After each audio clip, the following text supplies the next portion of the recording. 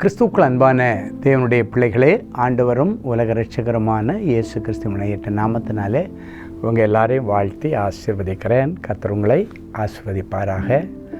நன்மையும் கிருபையும் உங்களை ஜீவனுள்ள நாளெல்லாம் பின்தொடர்ந்து வரட்டும். இஸ்ரவேலின் சமாதான வாழ்க்கையும் நிம்மதியான வாழ்க்கையை நீங்கள் அனுபவிப்பீர்களாகன்னு சொல்லி ஆண்டவருடைய ஸ்தானாதிபதியாய் மனதார வாழ்த்தி ஆசீர்வதிக்கிறேன். காலையில் எழுப்பி உட்காந்து, ஆண்டவரே கொஞ்சம் வாழ்க்கையில் கொஞ்சம் நிம்மதியை தாங்க, ஆண்டவரே நிம்மதியான தூக்கத்தை தாங்க, நிம்மதியான சாப்பாடை தாங்க, நிம்மதியான ஒரு வேலையை தாங்கன்னு சொல்லி நிம்மதியை தேடுகிற தேவனுடைய பிள்ளைகளே, இன்றைக்கி ஆண்டவர் நல்ல மங்கள வார்த்தையோடு உங்களை சந்திக்க வர்றாரு. எடுத்து வாசிங்க. சங்கீதம் 62:5. என் ஆத்துமாவே தேவனையே நோக்கி அமர்ந்திரு, நான் நம்புகிறது அவராலே வரும். சங்கீதக்காரனாகிய தாவீது தன்னுடைய இருதயத்துக்கு தானே ஆறுதல் சொல்லிக் கொள்கிற ஒரு சங்கீதம்.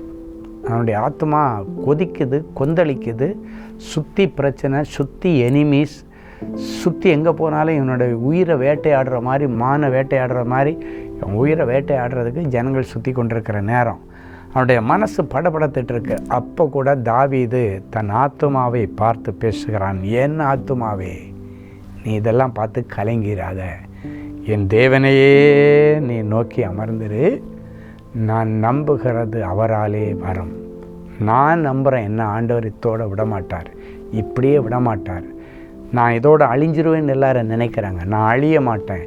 என் ஆண்டவர் என்னை அழிக்கிறவர் அல்ல, என் ஆண்டவர் என்னை வாழ வைக்கிற தெய்வம். நான் இப்படியே போயிடுவேன்னு நினச்சிட்ருக்காங்க, நான் இப்படியே அழிஞ்சிருவேன்னு நினச்சிட்ருக்காங்க. இல்லை, நான் அழிய பிறந்தவன் இல்லை, நான் வாழ பிறந்தவன். அதனால் என் ஆத்துமாவே ஆண்டவரே நோக்கி அமைதியாயிரு, கொஞ்சம் பொறுமையாயிரு, நான் நம்புறது ஆண்டவராலே வரும். அவன் நம்பினது மாதிரி அவனுடைய எல்லா சத்துருக்களையும் ஆண்டவர் முறியடித்து அந்த நல்ல ராஜாவாக்கி 40 வருஷம் சந்தோஷமாக இஸ்ரவேலை அரசாள கர்த்தர் உதவி செய்தார். அதுக்கு பிறகு கூட அவனை அரசாட்சி யாரும் கவுக்கவும் முடியலை. அவனாக பார்த்து எனக்கு ரெஸ்ட் வேணாம் ஆண்டவரே, எனக்கு போதும், நான் ஆட்சி செய்கிறதுல திருப்தி அடைஞ்சிட்டேன், நான் ரெஸ்ட் எடுக்க போகிறேன்னு சொல்லிவிட்டு அவன் போனான்.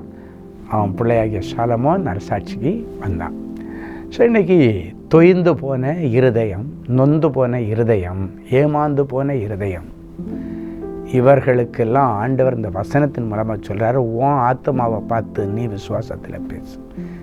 என் ஆத்மாவே நீ கலங்காத, நீ திகைச்சு போகாத, ஆண்டவரையே நோக்கி கொஞ்சம் அமைதியாயிரு, அமைதிப்படுத்து. கொந்தளிக்கிற உன் ஆத்மாவை, கொந்தளிக்கிற உன் மனசை கொஞ்சம் அமைதிப்படுத்து. சொல்லு உன் ஆத்மாவை பார்த்து, நான் நம்புகிறது என் தேவனாலே வரும்னு சொல்லுங்கள். கண்டிப்பாக வரும். எதெல்லாம் வராதுன்னு நினைக்கிறியோ அதெல்லாம் வரும். ஒருவேளை வரா கடனுன்னே நீ வச்சுருந்தா கூட அதையும் கர்த்தர் வர பண்ணுவார். உன்னை ஏமாற்றிட்டு போனவனை கொண்டு வந்து கொடுக்க வைப்பார். அது ஆண்டவருக்கு லேசான காரியம். ஆண்டவனிடத்தில் பேசுவார். ஒருவேளை நீ நினைக்கலாம், அவன் இல்லாமல் இருந்து கொடுக்கலன்னா பரவாயில்லை பிரதர், வச்சுட்டு தரமாட்டேன்றான், வச்சுட்டு கொடுக்க மாட்டேன்றான். அப்படிப்பட்டவர்களுக்கு கொடுக்கறதுக்கு மனசையும் கொடுப்பார். இல்லை அதனால் கொடுக்கலன்னு சொல்கிறதுக்கு, கொடுக்கறதுக்கு பணத்தையும் செல்வத்தையும் கொடுப்பார். கொடுத்துட்டு கொடுக்கறதுக்கு மனசையும் கொடுப்பார்.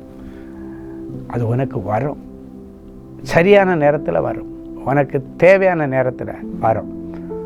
ஆண்டவர் அப்படி நிறைய பேர் உட்காந்து அழுதுட்டுருக்கிறீங்க. நம்பி கொடுத்தேன், ஏமாற்றிட்டு போயிட்டான், நாளைக்கு தரேன்னு சொன்னான். பிள்ளைக்கு அவசரம் கல்யாணம்னு வாங்கிட்டு போனான், நகை இன்னும் தரலை. இதோ எனக்கு ரொம்ப அவசரம், பிள்ளை ஃபீஸ் கட்டினேன்னு சொல்லி பணம் வாங்கிட்டு போனான், இன்னும் தரல. என் பிள்ளைக்கு இன்னைக்கு கட்ட முடியலை. இன்றைக்கி என் பிள்ளைக்கு கல்யாணம் தடைப்பட்டுருமோன்னு பயமாக இருக்குது. அவன் பிள்ளைக்கு கல்யாணத்துக்கு ஹெல்ப் பண்ணேன். என் பிள்ளைக்கு அது வந்தால் தான் நான் பண்ணி வைக்க முடியும். நான் நன்மை செய்து இன்றைக்கி ஏமாந்து நிற்கிறேன். கொந்தளிக்கிற இருதயம் இன்றைக்கி ஆண்டவரை பார்த்து, இப்படி ஆண்டவரே நீங்கள் நினச்சாதான் அவனால் கொடுக்க முடியும். நீங்கள் மனசு வச்சு எனக்கு அதை கொடுக்க பண்ணுங்க ஆண்டவர். அவரையே நோக்கி அமர்ந்துரு. நீ நம்புகிறது அவராலே வரும். நீ நம்புகிற அந்த வேலை அவரால் வரும். நீ நம்புகிற அந்த விசா அவராலே வரும். நீ நம்புகிற அந்த வாழ்க்கை துணை அவராலே வரும். நீ நம்புகிற அந்த பிள்ளை செல்வம் அவராலே வரும். நீ நம்பி இருக்கிற அந்த சொந்த வீடு என் ஆண்டவராலே வரும். நீ நம்பி இருக்கிற சீஸ் பண்ணப்பட்ட வீடு உன் கைக்கு வரும். நீ நம்பி இருக்கிற சீஸ் பண்ணப்பட்ட உன் வாகனம் உன் கைக்கு வரும். ஆண்டவர் அதற்கு வழி திறப்பார். உன் ஆகாரத்தை அந்நிய மனுஷன் வைத்திருப்பதில்லை. சந்தோஷமாக ஆமேன் சொல்லுங்க பார்க்கலாம். ஆமேன், ஆமேன். ஜெபிக்கலாமா? அன்பான ஆண்டவரே, உமக்கு நன்றி. இந்த ஆகஸ்ட் மாதம் 10ஆம் தேதி காலையிலே எழும்பி உம்முடைய சமூகத்தில் நொந்து போன இருதயத்தோடு இருக்கிற பிள்ளைகளுடைய இருதயத்தின் காயங்களை கட்டி, ஆண்டவரே என் பிள்ளைகளுடைய இருதயத்திற்கு நீர் ஆறுதல் சொல்லும். ஆண்டவரே உம்முடைய வசனத்தை அனுப்பி என் பிள்ளைகளுக்கு ஆறுதல் சொல்லும். தாவீது சொன்னான், உம்முடைய வார்த்தை மட்டும் கிடைக்கலன்னா நான் துக்கத்தில் என்னைக்கோ செத்து போயிருப்பேன், என்னைக்கோ நான் துக்கத்தில் மடிஞ்சு போயிருப்பேன் ஆண்டவரே.